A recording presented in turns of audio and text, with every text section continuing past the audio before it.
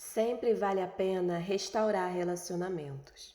Uma vez que a vida consiste em aprender a amar, Deus quer que valorizemos os relacionamentos e nos esforcemos para mantê-los, em vez de descartá-los sempre que houver desacordo, mágoa ou conflito. Na verdade, a Bíblia diz que Deus nos deu o ministério de restaurar relacionamentos. Por esse motivo, boa parte do Novo Testamento é dedicada a nos ensinar como lidar uns com os outros. Paulo aconselha: se vocês receberam algo bom por seguir a Cristo, se o amor dele fez alguma diferença na vida de vocês, se estar numa comunidade do Espírito significa algo para vocês, se vocês têm um coração, se vocês se importam uns com os outros, façam-me um favor. Concordem um com o outro, amem um ao outro, sejam amigos de verdade. Paulo ensina que a habilidade no trato com as pessoas é um dos traços do cristão maduro. O desejo de Cristo é que sua família seja conhecida pelo amor entre seus membros. Por isso, romper a comunhão é um testemunho deplorável para os não cristãos. Esse foi o motivo de Paulo ficar tão envergonhado quando os membros da igreja de Corinto se dividiram em facções opostas, chegando até mesmo a brigar na justiça comum. Em sua carta, ele lamenta: que vergonha! Será que entre vocês não existe alguém com bastante sabedoria para resolver uma questão entre irmãos? Ele ficou escandalizado ao descobrir que não havia ninguém maduro na igreja para resolver o conflito pacificamente. Na mesma carta declara: tenho uma preocupação séria a compartilhar com vocês, meus amigos, pela autoridade de Jesus nosso Senhor. Tentarei ser o mais direto possível. Vocês precisam aprender a entrar em acordo. Devem ter consideração uns pelos outros, cultivando a vida em comum. Se você deseja a bênção de Deus em sua vida e quer ser conhecido como filho de Deus, aprenda a ser um pacificador. Jesus disse: Deus abençoa os que trabalham pela paz, pois eles serão chamados filhos de Deus. Note que Jesus não disse: bem-aventurados que amam a paz, pois todo mundo ama a paz. Nem disse: ele chama bem-aventurados os que trabalham pela paz, aqueles que procuram efetivamente solucionar os conflitos. Pacificadores são raros, porque promover a paz é um trabalho muito difícil. Você foi formado para ser parte da família de Deus. E o segundo propósito de sua vida aqui é aprender a amar e a se relacionar com as pessoas. Por isso, promover a paz é uma das habilidades mais importantes que você pode desenvolver. Infelizmente, a maioria de nós jamais aprendeu a resolver conflitos. Promover a paz não é evitar conflitos, fugir de um problema, fingindo que ele não existe, ou ter medo de falar sobre o assunto. É, na verdade, covardia. Jesus, o príncipe da paz, nunca teve medo de conflitos. Em determinada ocasião, ele provocou um conflito para o bem de todos. Há momentos em que devemos evitar o conflito, mas há ocasiões em que precisamos criá-lo e situações em que precisamos solucioná-lo. Por isso, precisamos orar, pedindo a contínua direção do Espírito Santo. Promover a paz também não é apaziguar, ceder o tempo todo e permitir que os outros sempre o reprimam. Não era o que Jesus tinha em mente. Ele se recusou a ceder em muitas questões, sustentando seus argumentos diante de qualquer oposição diabólica. Como restaurar um relacionamento? Como cristãos, Deus nos chamou para que ajustássemos nossos relacionamentos uns com os outros. Seguem 7 passos bíblicos para a restauração. Fale com Deus antes de falar com a pessoa. Converse com Deus a respeito do problema.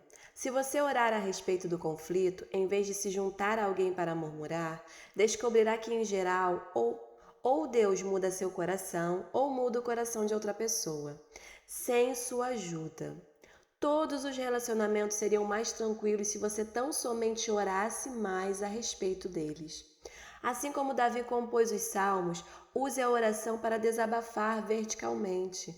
Conte a Deus suas frustrações. Clame por ajuda. Ele nunca fica surpreso ou aborrecido com sua raiva, mágoa, insegurança ou qualquer outra emoção. Portanto, diga-lhe exatamente como se sente. A maioria dos conflitos tem raízes em necessidades não satisfeitas. Algumas dessas necessidades só podem ser alcançadas por Deus.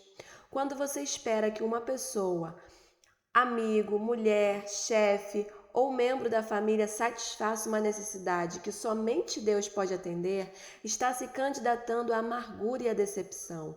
Ninguém pode suprir todas as suas necessidades, exceto Deus. O apóstolo Tiago observa que muitos de nossos conflitos acontecem por falta de oração. De onde vêm as guerras e contendas que há entre vocês? Vocês cobiçam coisas, mas não as têm. Não têm porque não pedem. Em vez de confiar em Deus, preferimos crer que os outros nos farão felizes. E então ficamos furiosos quando eles nos decepcionam. Deus, porém, está dizendo: por que você não me vem primeiro a mim? Por que você não vem primeiro a mim? Tome sempre a iniciativa. Não importa se você ofendeu ou foi ofendido. Deus espera que você dê o primeiro passo. Não espere pela outra parte. Vá primeiro a ela. Restaurar a comunhão perdida é tão importante que Jesus lhe deu precedência até mesmo sobre o culto de adoração. É assim que eu quero que vocês se conduzam. Se alguém estiver no local do culto, prestes a fazer uma oferta e, de repente, se lembrar de que um amigo tem algum ressentimento contra ele, deixa de lado a oferta, saia imediatamente, procure o amigo e conserte a situação. Depois de fazer isso, então poderá voltar e oferecer o seu culto a Deus. Quando a comunhão é prejudicada ou rompida, planeje imediatamente uma conferência de paz. Não fique adiando, arrumando desculpas, nem prometendo.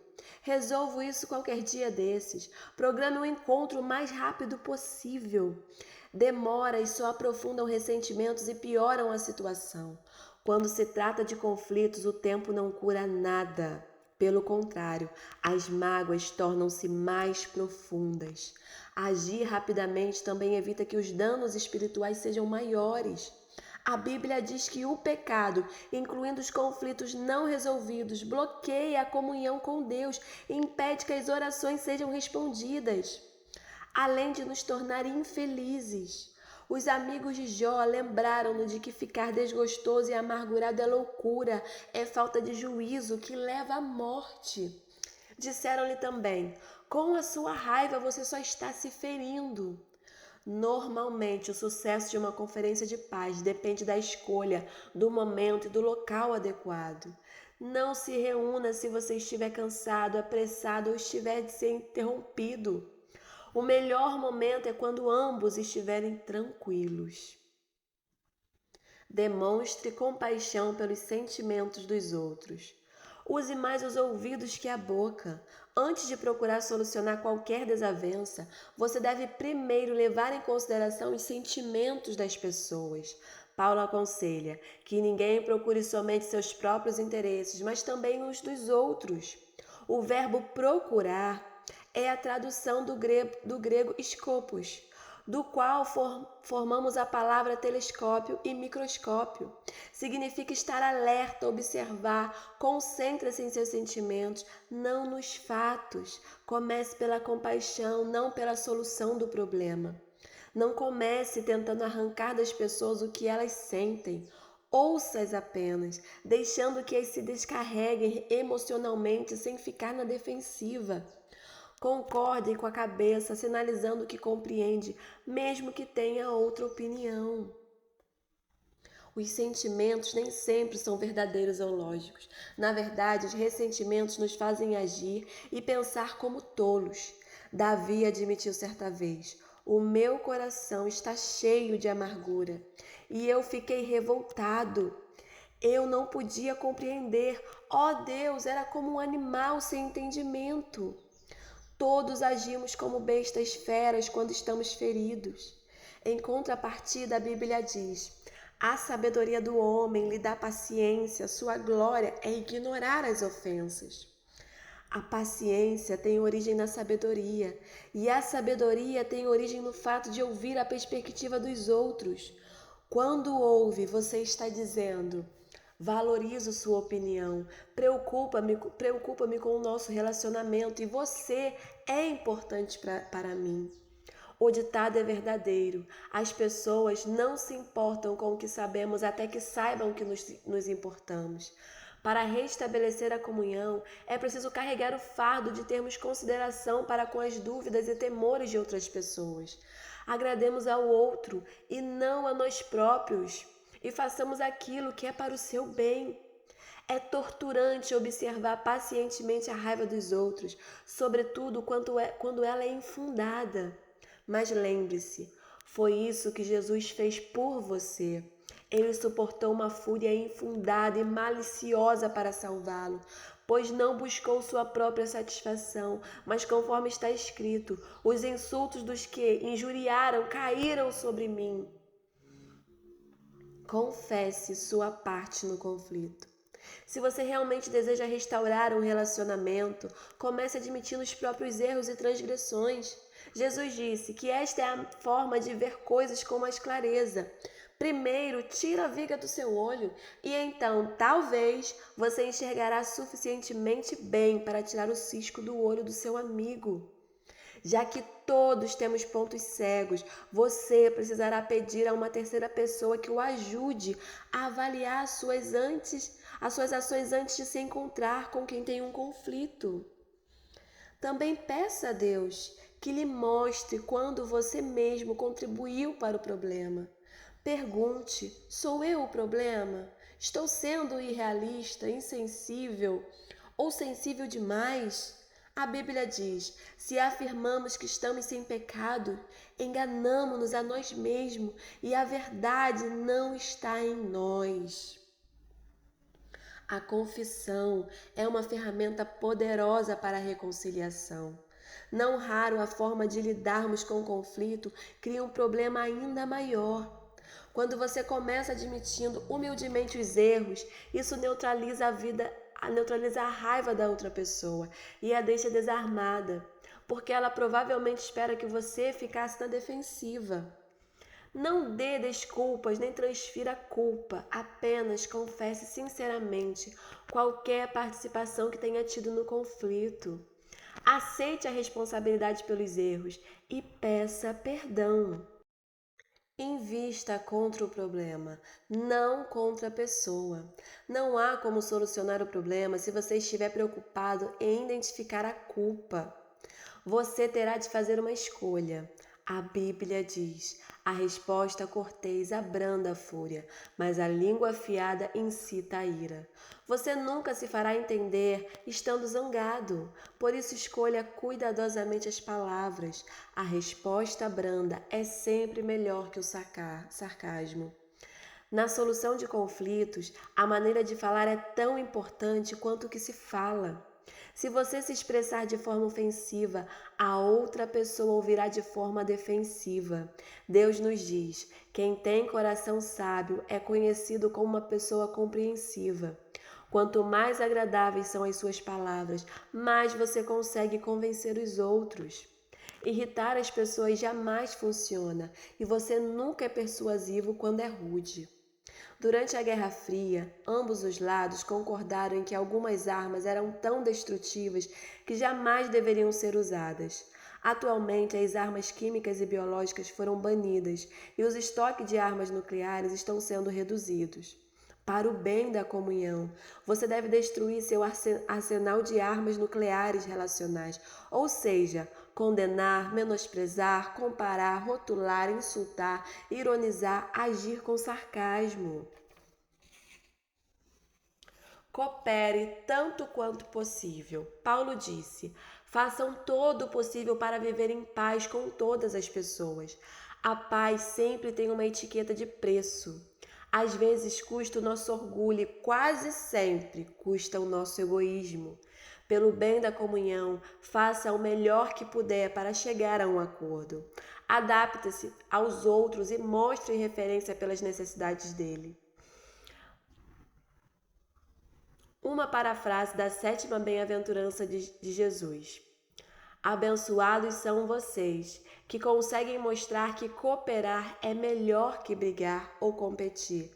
Desse modo, irão descobrir quem vocês realmente são e o lugar que ocupam na família de Deus. Enfatize a reconciliação, não a solução. É ilusão esperar que todos concordem a respeito de tudo. A reconciliação atém-se a um relacionamento, enquanto a solução está vinculada ao problema. Quando focamos a reconciliação, o problema perde importância e não raro se torna irrelevante. Podemos restabelecer um relacionamento mesmo quando somos incapazes de resolver nossas diferenças. Os cristãos muitas vezes têm discordâncias sinceras e legítimas, além de anunciar suas divergências, mas podemos discordar sem ser desagradáveis. O mesmo diamante tem diferentes aspectos quando visto de diferentes ângulos. Deus espera a unidade, não uniformidade. Podemos caminhar de braços dados sem concordar em tudo. Isso não significa que você deva desistir de encontrar uma solução. Talvez você precise continuar conversando e até mesmo discutindo, mas faça isso com espírito de harmonia. Reconciliação significa fazer as pazes, não necessariamente esquecer o assunto. Depois de ler este capítulo, com quem você acha que precisa entrar em contato? Com quem você precisa restaurar a comunhão? Não demore mais nenhum segundo. Faça uma pausa agora mesmo e converse com Deus sobre essa pessoa. Então, pegue o telefone e comece o processo. Esses 7 passos são simples, mas não são fáceis. É necessário muito esforço para restaurar a comunhão com alguém. Foi por isso que Pedro recomendou: esforcem-se para viver em paz com os outros.